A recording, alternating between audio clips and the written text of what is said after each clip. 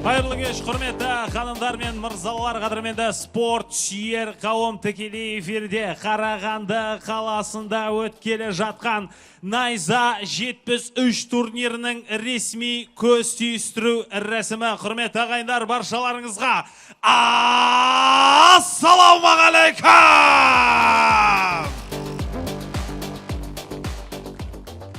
Құрметті ханымдар мен мырзалар, біз турнирдің барлық серіктестеріне, титулдық серіктес Олимпет, ресми серіктестері Gorilla Energy, Darlin және Транстелекомға өз алғысымызды білдіреміз. Олай болса, құрметті ағайындар, біздің жауынгерлеріміз дайын. Ал сіздер, құрметті ағайындар, дайынсыздар ма?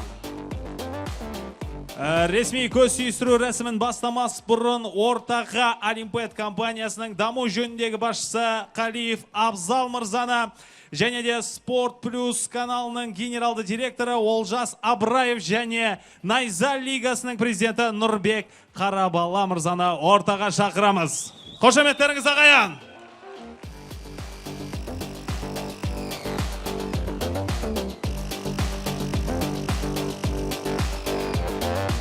Сонымен, алғашқы жекпе-жек 61 келі салмағында өтеді. Олай болса, жауынгерлерімізді ортаға шақырамыз. Көкбұрышта Астана қаласынан Қазақстан қарсы алыңыздар, Сакиев Бекзат!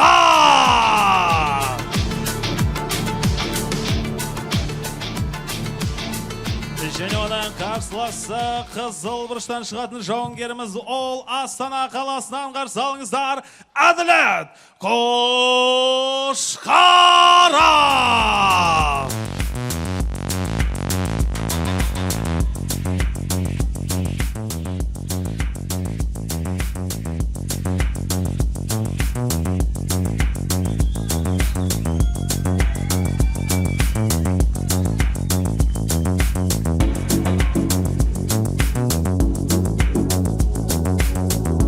Турниріміздің екінші жекпе-жегі жартылай жеңіл салмақта өтеді. Жауынгерлерімізбен таныс болыңыздар. Алаңның көкбұрышынан шығатын ол Коканд қаласынан Өзбекстан. Қарсы алыңыздар, Азизбек Зафиров!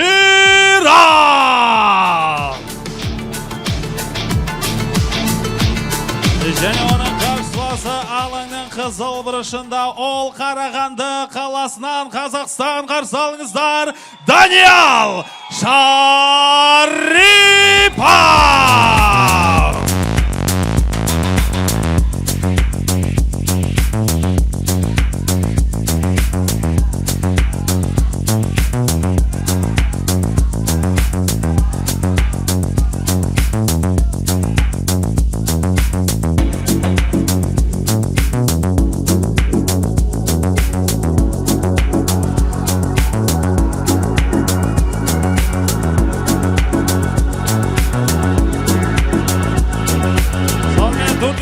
Үшінші жекпе-жегі орта салмақта өтеді.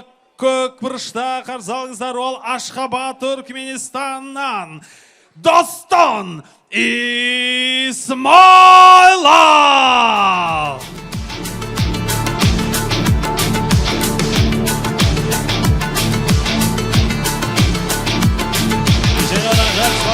Қызыл бұрыштан шығатын ол Киев қаласынан Украина. Қарсы алыңыздар, Адам Жаудат Эльфара!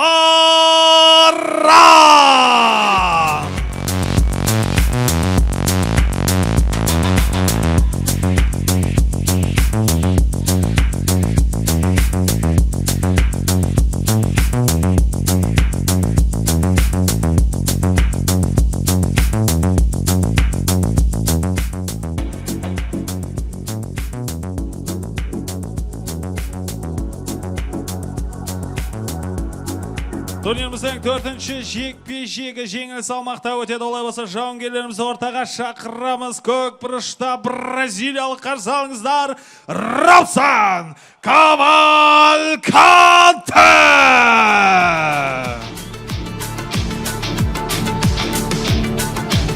Және оның қарсыласы қызыл бұрышта ол Ташкент қаласы Өзбекстаннан. Қарсы алыңыздар, Мухаммаджон Курбанов!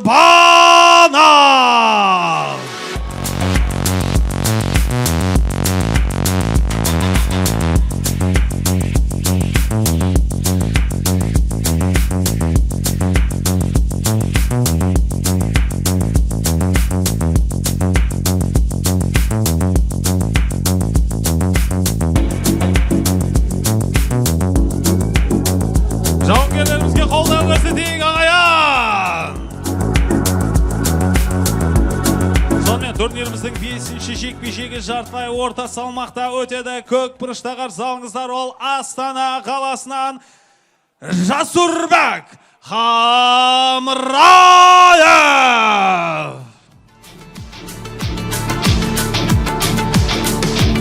Және оның қарсыласы қызыл бұрышта, ол Емелтау қаласы Қазақстандық Ермахан Орынтаев.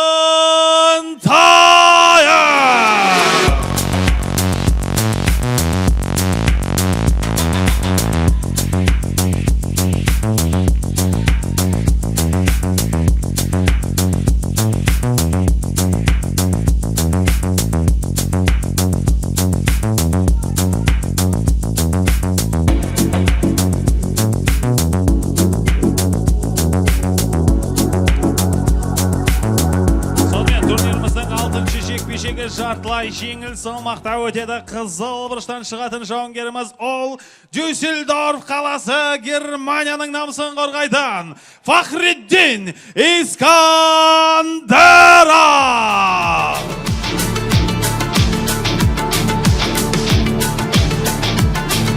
Және Фахриддиннің бүгін қарсыласы ресми көз сүйістіру рәсіміне келе алмады, бірақ жекпе-жек ресми өз күшінде. Тағы да қошеметтеріңіз ағайын.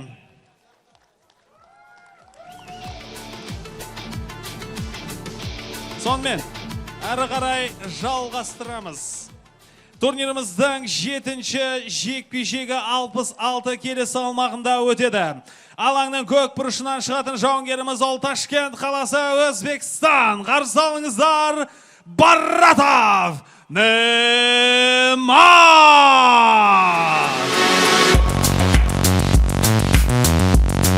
Және оның қарсыласы қызыл бұрыштан шығатын жауынгеріміз ол Атырау қаласынан. Қарсы алыңыздар, Камал Шыңғас.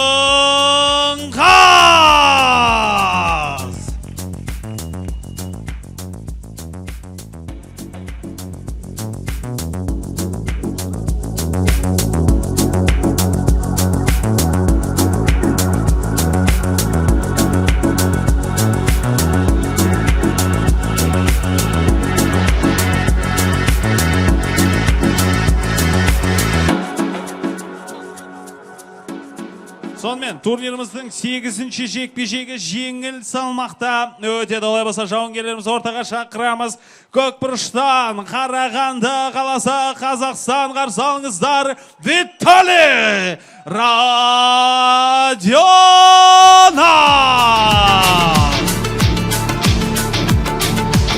Және оның қарсыласы қызыл бұрыштан шығатын Ақтау қаласы Қазақстан. Қарсы алыңыздар, Еркебұлан Сейсенбаев.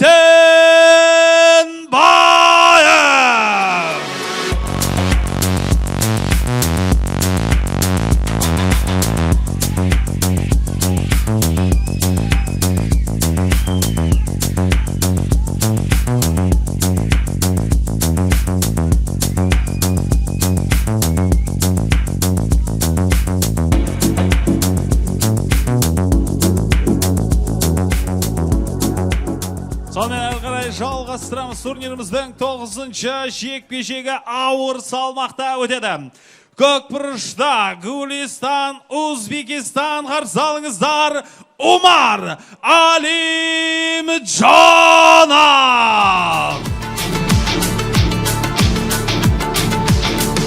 Және оның қарсыласы қызыл бұрыштан шығатын жауынгеріміз ол Қарағанды қаласынан. Қарсы алыңыздар, Сергей Зубков.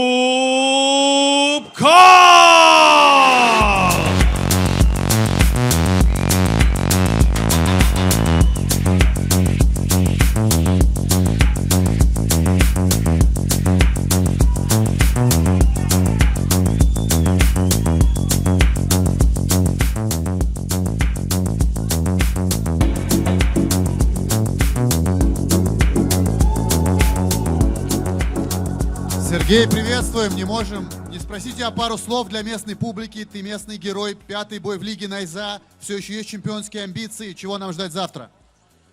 Завтра следите повнимательней. Бой будет коротким. Умар, сегодня ты в гостях у Сергея. Что ответишь? Он говорит, что бой будет коротким. Jang ko'rsatadi. Удачи. Tағы da қошеметтеріңіз ағайын, ал біз әрі қарай жалғастырамыз. Турниріміздің 10-шы жекпе-жегі жеңіл салмақта өтеді. Жауынгерлеріміз ортаға шақырамыз. Көк бұрыштан шығатын жауынгеріміз ол Астана қаласынан қарсы алыңыздар, Михаил Лисиков.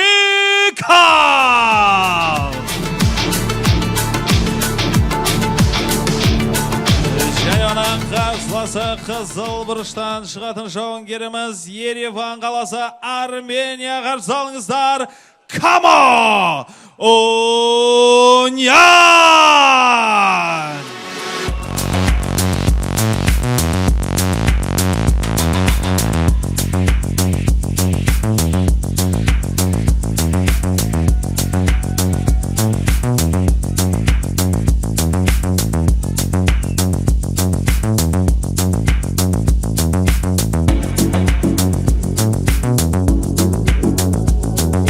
Сонымен әрі қарай жалғастырамыз. Турниріміздің 11-ші жекпе-жегі супер жеңіл салмақта өтеді.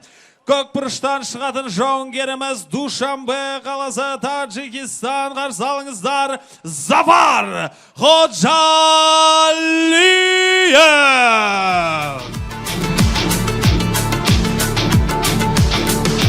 Және оның қарсыласы қызыл бұрышта, Манадо, Индия. Please welcome Navan Kaunan.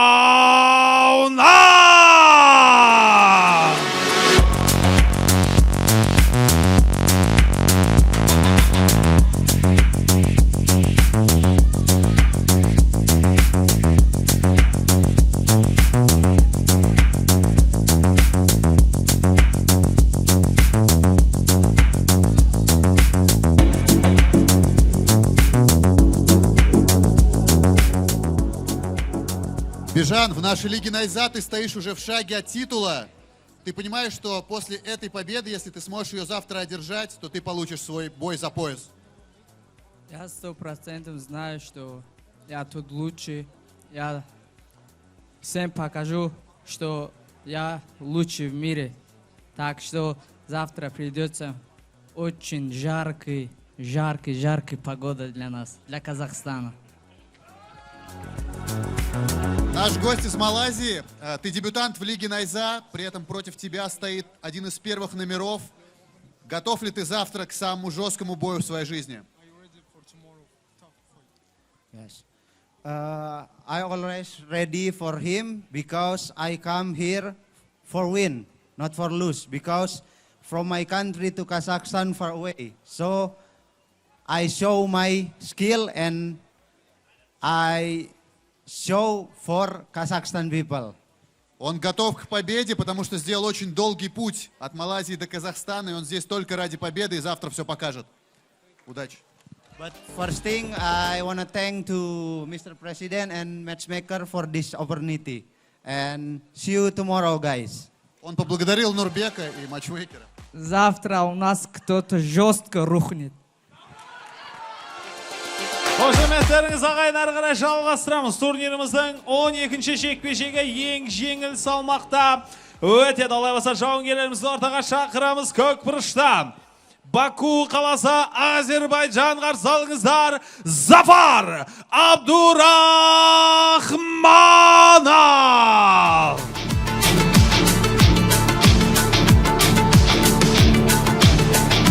Және оның қарсыласы қызыл бұрыштан шығатын жауынгеріміз ол Қарағанды қаласынан. Ханымдар мен мырзалар, қарсы алыңыздар, Абылай Шаратов.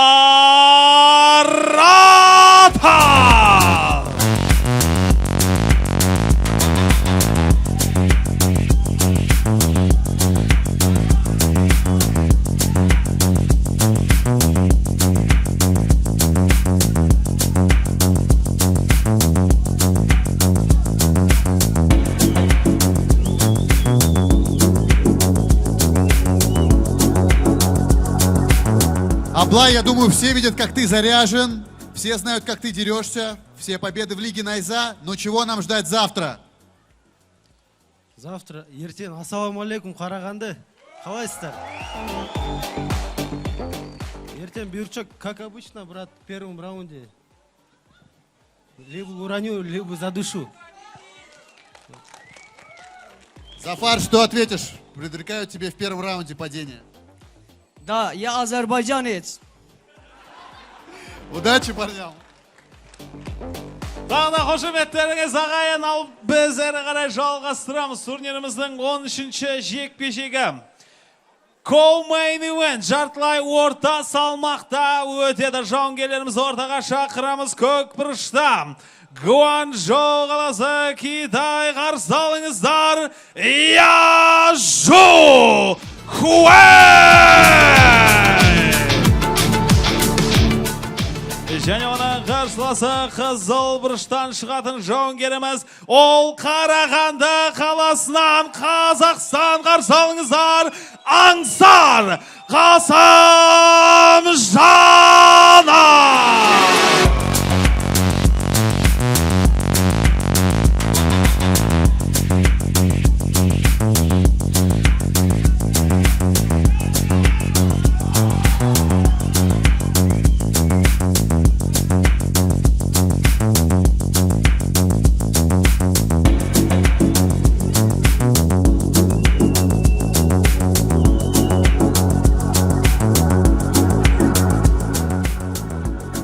Ансар, мы знаем тебя как чемпиона другой лиги, но сегодня ты пришел в Лигу Найза. Правильно ли я понимаю, что здесь ты тоже охотишься за титулом? За титулом не знаю, но завтра точно я охочусь за его головой. Он там что-то много говорил, то что уверен, что выиграет меня, но сейчас передо мной стоял трус, в которого в глазах я вижу только страх.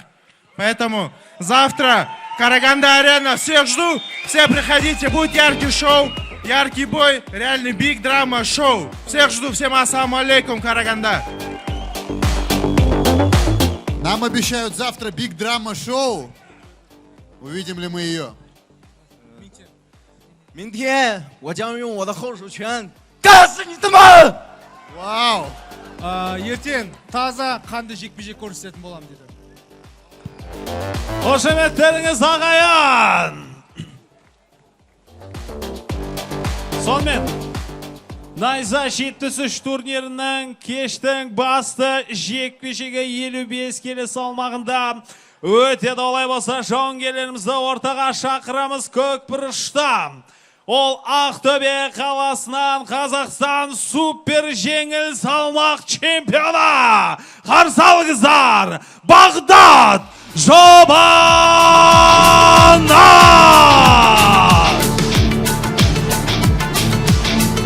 Және оның қарсыласы қызыл бұрыштан шығатын жауынгеріміз, ол Алматы қаласынан Қазақстан Найза супер жеңіл салмақ экс-чемпионы. Қарсы алыңыздар, Қазыбек Флэш Сағат!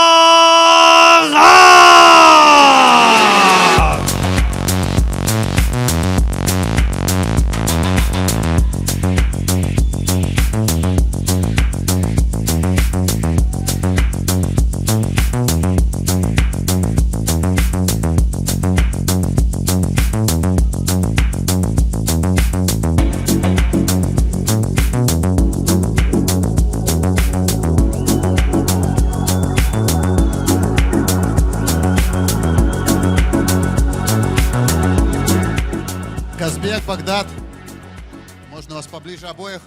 Это ваш второй бой, наверное, это главный реванш сегодня для казахстанского ММА, поэтому хочется услышать, с каким настроем вы подошли к нему. Казбек. Ассалаумалейкум, Қарағанды, екінші туған жерім. Құдайға шүкір, осы бойда 2 жылдан бері күттіп, қазірдің алаң қалуымен ұйымдастырдық. Мен үшін, Бағдат үшін жабылмайған сұрақтар бар. Ертең клеткада екеуміздің артымыздан клетка жабылады. Сол кезде мен сіздерге бүкіл сұрақтың бәрін жауабын соқта қойып беремін. Багдад, теперь твое время ответить. Ең бірінші, ассалаумағалейкум, Қарағанда. Алла қаласа, ертең сіздерді аренада күтетін боламыз. 2 жыл бұрынғы айтады, жабылмайған сұрақтың жауабы ертең болады дейді. 2 жыл бұрын жабылған ол сұрақ. Сол сұрақты қайтадан сіздерге жауап беретін болам. Казбек Сагын, Багдад Жубаныш. Главный реванш 2025 года в Казахстане уже завтра.